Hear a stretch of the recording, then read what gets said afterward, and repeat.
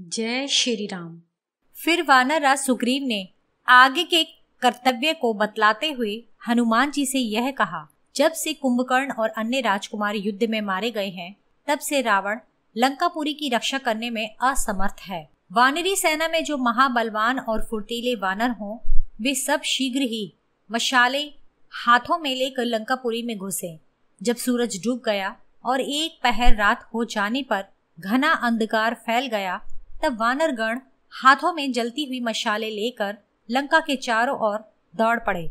तब वे राक्षस जो लंका के दुर्गों की रक्षा करने को नियुक्त किए गए थे, सहसा भाग खड़े हुए। तब वानरों ने हर्षित हो लंकापुरी के फाटकों में, परकोटों के ऊपर, गलियों में, हवेलियों में आग लगाकर भस्म कर डाला। कहीं चंदन की लकड़ियां, कहीं मोती मूंगे, तो कहीं अस्त्र, कहीं धनुष। लंका में जिधर देखो उधर ही बड़े बड़े भवनों में आग लगी हुई थी। उस अग्निकांड में मकानों के गिरने का और लोगों के हाहाकार का शब्द 10 योजन दूरी तक सुनाई पड़ता था। उस समय राक्षसों और वानरों के चिल्लाने का शब्द 10 दिशाओं में सुनाई पड़ रहा था।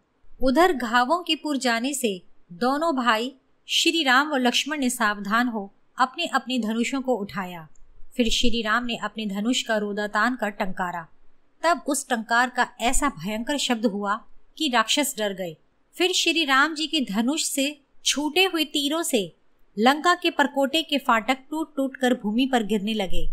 वह रात्रि राक्षसों के लिए काल रात्रि के समान हो गई थी। फिर सुग्रीव ने प्रधान प्रधान वानरों को आज्ञा दी कि तुम में से जो वानर जिस द्वार पर हो, वह उसी द्वार पर युद्ध करें। वानरों को जलती हुई मशाल के साथ पुरी के द्वारों पर खड़ा देख रावण अत्यंत कुपित हुआ। फिर उसने कुंभकर्ण के दोनों पुत्र कुंभ और निकुंभ को बहुत से राक्षसों के साथ वानरों से लड़ने के लिए भेजा। युपाक्ष, शोणिताक्ष और कंपन को भी भेजा। चलते समय रावण ने उन राक्षसों से कहा कि तुम सब सिंहनाद करते हुए तुरंत जाओ। वे सभी राक्षस विविध प्रकार के आयुधों को लेकर लंका से निकले। उस समय राक्षसों के भूषणों की चमक से, वानरों की मशालों के प्रकाश से, चंद्रमा की चांदनी से और लंका के ऊंचे ऊंचे जलते हुए घरों से आकाश में प्रकाश ही प्रकाश दिखाई पड़ने लगा। राक्षसी सेना को आते देख लड़ने के लिए तैयार वानरी सेना राक्षसी सेना पर टूट पड़ी और पेड़ों, पत्थरों और घूंसों से प्रहार करने लगी।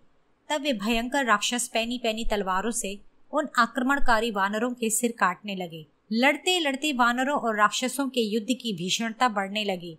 लड़ते लड़ते योद्धाओं के वस्त्र ढीले पड़ गए, हथियार छूट पड़े। इस युद्ध में राक्षस योद्धा एक बार में 10-10 और 7-7 वानरों को मार गिराते थे। इसी प्रकार वानर भी एक प्रहार से कई कई राक्षसों को मार गिराते थे। तब लड़ने के लिए उत्सुक अंगद ने कंपन का सामना किया। कंपन ने अंगद को ललकार कर बड़े जोर से अंगद के एक गदा मारी, जिसके प्रहार से अंगद डगमगाने लगे।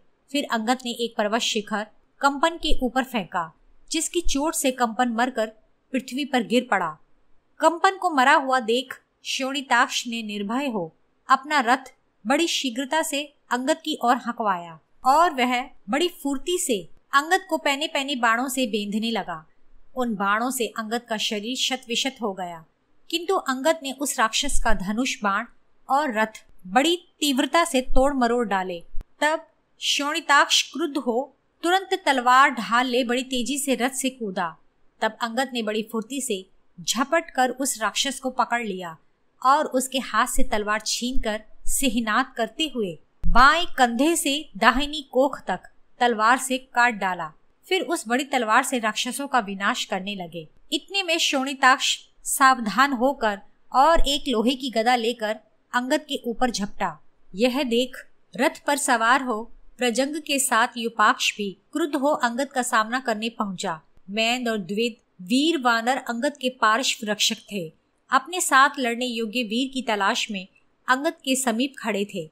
फिर उन तीनों राक्षसों और इन तीनों वानरों में भयंकर युद्ध होने लगा। लड़ते लड़ते प्रजंग को अपने ऊपर आक्रमण करते देख अंगद ने एक अश्वकर्ण का वृक्ष बड़ी जोर से उसके मारा और एक घूंसा भी उसकी उस बाह में मारा जिसमें वह तलवार पकड़े हुए था। घूंसे की चोट से प्रजंग की तलवार छूटकर जमीन पर गिर पड़ी। तलवार को गिरते हुए देख उस महाबली राक्षस ने वज्र के समान भीषण घूंसा अंगद की ललाट में मारा, जिसकी चोट से कुछ देर के लिए अंगद को चक्कर आने लगे।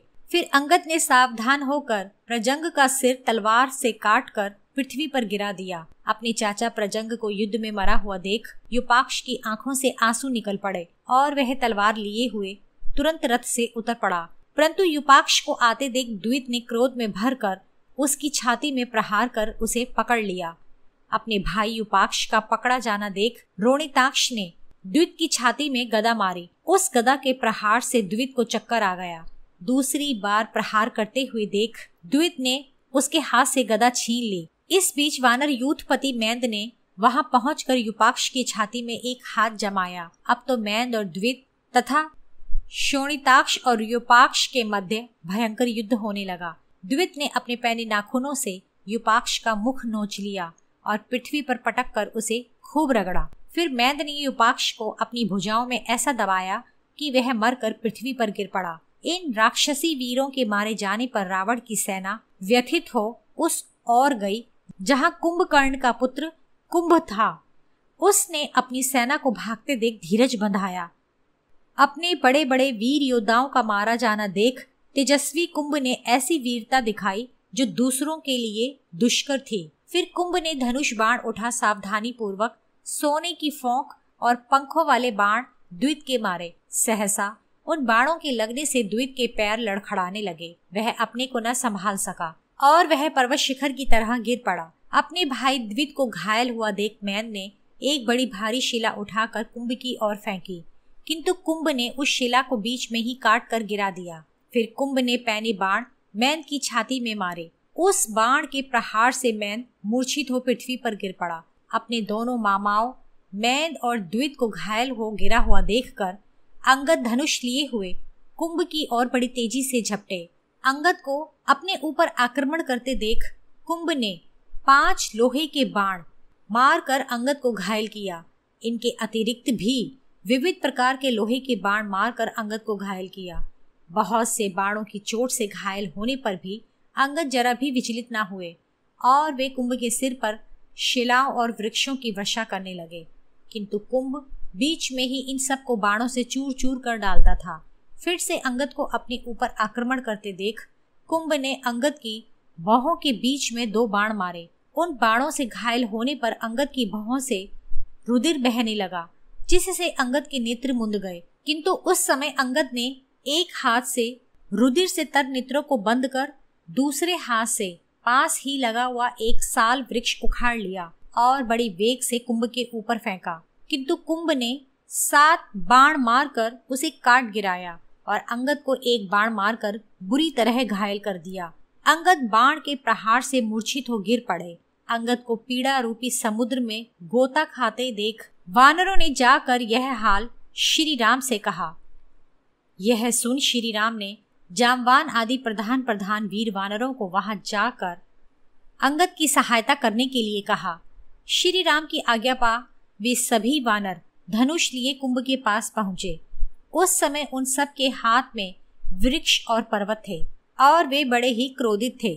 जामवान, सुषेण और वेगदर्शी नामक वानरों ने कुंभ पर बड़ी तेजी से आक्रमण किया। उन वानरों को अपने ऊपर आक्रमण करते देख कुंभ ने बाणों की वर्षा कर उनको उसी प्रकार रोका जिस प्रकार पर्वत जलाशय के जल को रोकता है। कुंभ की इस बाण वृष्टि से प्रधान वानर घायल हो गए और कोई भी उसकी ओर न बढ़ सका। उन तीनों को घायल देख सुग्रीव अपने भतीजे अंगद को अपनी पीठ पीछे कर कुंभ की ओर अति तीव्र गति से दौड़े और दौड़ते हुए ही बड़े बड़े शैल, विविध प्रकार के वृक्ष उखाड़ उखाड़ कर कुंभ की ओर फेंके, किंतु कुंभ ने पैने बाणों से उन्हें तुरंत काट डाला।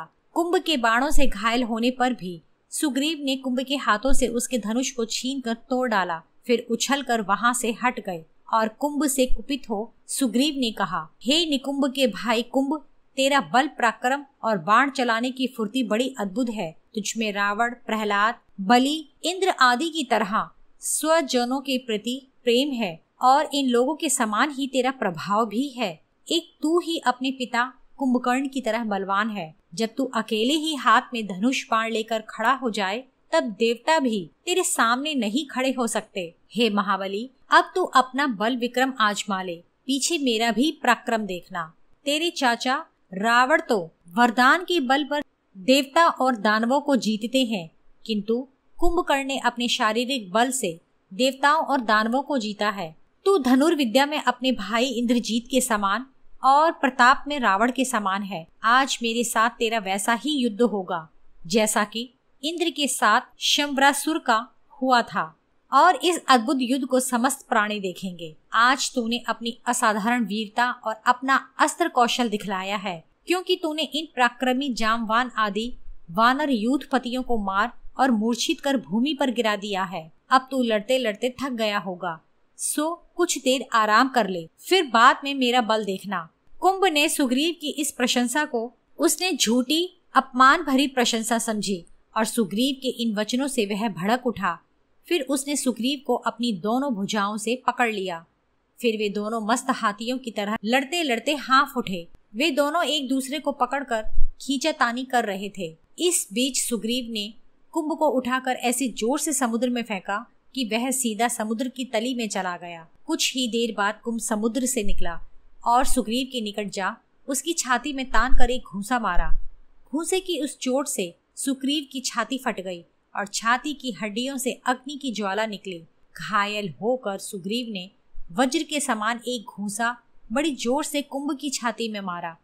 उस घूंसे की चोट से कुंभ घायल हो गया और बुझी हुई आग की तरह वह भूमि पर गिर पड़ा। इस प्रकार भयंकर पराक्रमी सुग्रीव के हाथ से कुंभ के मारे जाने पर समस्त वनों पर्वतों सहित पृथ्वी हिल उठी और राक्षस और भी भयभीत हो गए। अपने भाई कुंभ का सुग्रीव द्वारा मारा जाना देख निकुंभ क्रोध से उबलता हुआ सुग्रीव को घूरने लगा। फिर उसने एक परिग उठा लिया। उस परिग पर सोने के पत्र मड़े हुए थे और हीरा तथा मूंगे जड़े हुए थे और उस पर चंदन कुमकुम से हाथ के थापे लगे हुए थे। वह पर्वत के शिखर के समान विशाल था। निकुंभ उस परिग को बड़ी तेजी से घुमाकर बड़ी जोर से गरजा। निकुंभ ने जब उस परिग को घुमाया तो ऐसा जान पड़ा मानो गंधर्वों के तथा देवताओं के समस्त भवनों सहित तारागण, ग्रह मंडल, चंद्रमा आदि बड़े बड़े ग्रहों समेत आकाश मंडल घूम रहा है। उस समय ना तो राक्षस और ना ही वानर अपनी जगहों से हिल सकता था, किंतु बलवान हनुमान जी अपनी छाती फुलाकर उसके सामने जा खड़े हुए। तब निकुंभ ने उस परिग को हनुमान जी की छाती में मारा। हनुमान जी की छाती से टकराकर उस परिग के 100 टुकड़े हो गए और पृथ्वी पर ऐसे बिखर गए मानो 100 उल्का आकाश से टूट कर गिरे हों। हनुमान जी ने उस परिग के प्रहार को सहकर मुट्ठी बांधी और बहुत जोर से निकुंभ की छाती में मारी। इस चोट से निकुंभ की छाती फट गई और रक्त बहने लगा और एक ज्वाला ऐसी भभकी जैसे बादलों में बिजली कौंधती है। उस मुक्के की चोट से निकुंभ कांप उठा, किंतु कुछ ही देर बाद सावधान होने पर उसने महाबली हनुमान जी को पकड़कर उठा लिया। उस समय युद्ध में हनुमान जैसे अत्यंत बलवान का निकुंभ द्वारा उठाया जाना देखकर लंकावासी राक्षस कोलाहल करने लगे। जब निकुंभ हनुमान जी को उठाकर चलने लगा तभी हनुमान जी ने उसके वज्र के समान एक घूंसा मारा। हनुमान जी उस समय अपने को निकुंभ से छुड़ाकर पृथ्वी पर जा खड़े हुए और फिर निकुंभ को अपने काबू में कर उसे भूमि पर खूब रगड़ा। फिर आकाश की ओर उछलकर फिर से उसकी छाती पर बड़ी जोर से कूद पड़े। फिर दोनों हाथों से निकुंभ का सिर खूब मरोड़ा, यहाँ तक कि उसका सिर मरोड़ते मरोड़ते धड़ से अलग हो गया। उस समय निकुंभ बड़ी जोर से चिल्लाया। निकुंभ के मारे जाने पर वानर लोगों के आनंद की सीमा न रही, पृथ्वी कांप उठी। ये सब देखकर राक्षसी सेना डर गई। कुंभ निकुंभ के मारे जाने का वृतांत सुन रावण अत्यंत क्रुद्ध हो अग्नि की तरह भभक उठा। फिर उसने बड़ी बड़ी आंखों वाले खर के पुत्र मकराक्ष से कहा, पुत्र तुम मेरा कहना मान, अपने साथ सेना लेकर जाओ और राम लक्ष्मण तथा समस्त वानरों को मार डालो। रावण के ये वचन सुन शूरवीर मकराक्ष बहुत अच्छा कह और रावण को प्रणाम कर तथा उसकी प्रदक्षिणा कर भवन से बाहर निकला। फिर सेना अध्यक्ष से खरपुत्र मकराक्ष ने रथ लाने को कहा। जब रथ आ गया तब मकराक्ष उस रथ पर सवार हो शीघ्रता पूर्वक आगे बढ़ा। फिर मकराक्ष ने अपने साथ चलने वाली सेना से कहा कि हे राक्षसों, तुम मेरे आगे रहकर वानरों से लड़ना, क्योंकि मुझे तो रावण ने उन दोनों भाई राम और लक्ष्मण से लड़कर उनका वध करने की आज्ञा दी है। मकराक्ष के इन वचनों को सुन वे राक्षस लड़ने को तैयार हो गए। उनके हाथों में विविध प्रकार के आयुध थे और वे बड़े बलवान तथा सावधानी पूर्वक लड़ने वाले थे। वे सब के सब इच्छानुरूप अपने रूप बदलने वाले बड़े बड़े दांतों वाले थे। उनके सिरों पर बाल नहीं थे, आंखें पीली थीं और वे हाथी की तरह चिंगाड़ते थे। वे विशाल शरीर वाले राक्षस मकराक्ष को घेरे चले जा रहे थे कि अचानक ही मकराक्ष के सारथी के हाथ से चाबुक छूट गया और रथ की ध्वजा जमीन पर गिर पड़ी। रथ में जुटे घोड़ों के शरीर में बल न रहा। वे लड़खड़ाती हुई चाल से आंसू टपकाते हुए चलने लगे। मकराक्ष की यात्रा के समय धूल उड़ी और भयंकर हवा चलने लगी। अब शकुनों की परवाह न करते हुए वे बलवान राक्षस चलते चलते वहां पहुंचे जहां श्री राम और लक्ष्मण थे। फिर दोनों सेनाओं में युद्ध आरंभ हो गया। जब मकराक्ष बाणों की वर्षा करने लगा तब वानरी सेना भागने लगी। यह देख श्री राम ने उन राक्षसों को अपनी बाण वर्षा से रोका जो वानरों को खदेड़ रहे थे।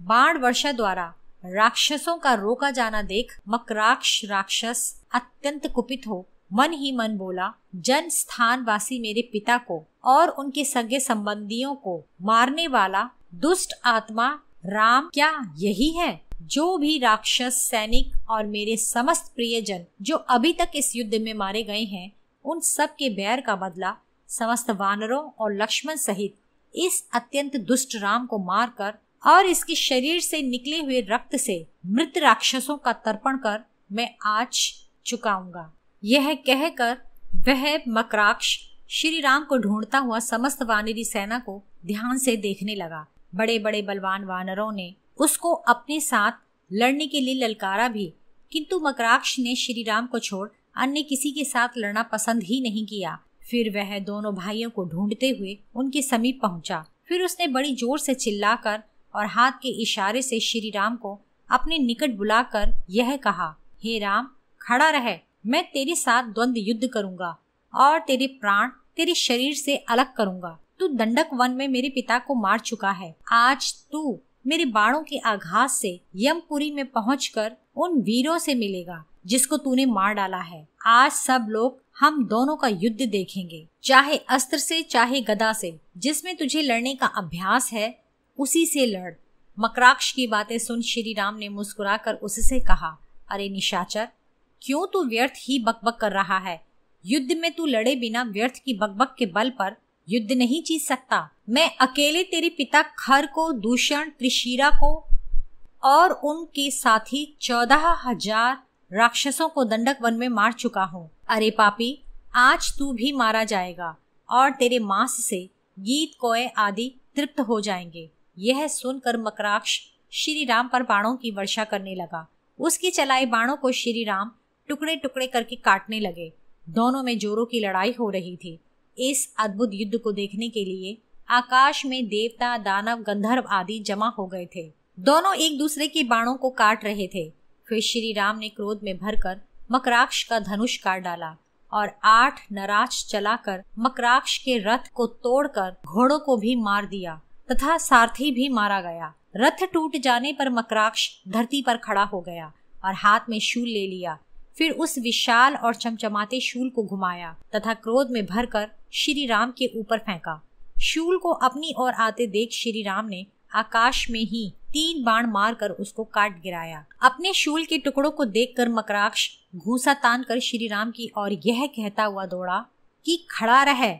उसको अपने ऊपर इस प्रकार आक्रमण करते देख श्री राम जी बड़ी जोर से हंस पड़े और धनुष पर पावक अस्त्र नामक बाण चढ़ाकर मकराक्ष की ओर छोड़ा। पावक अस्त्र के लगने पर मकराक्ष का कलेजा फट गया और वह धरती पर गिरकर मर गया। मकराक्ष का मारा जाना देख राक्षसी सेना लंका की ओर भाग गई। मकराक्ष को भूमि पर मृत पड़ा देख वानरी सेना और आकाश में स्थित सभी देव, दानव आदि प्रसन्न हुए।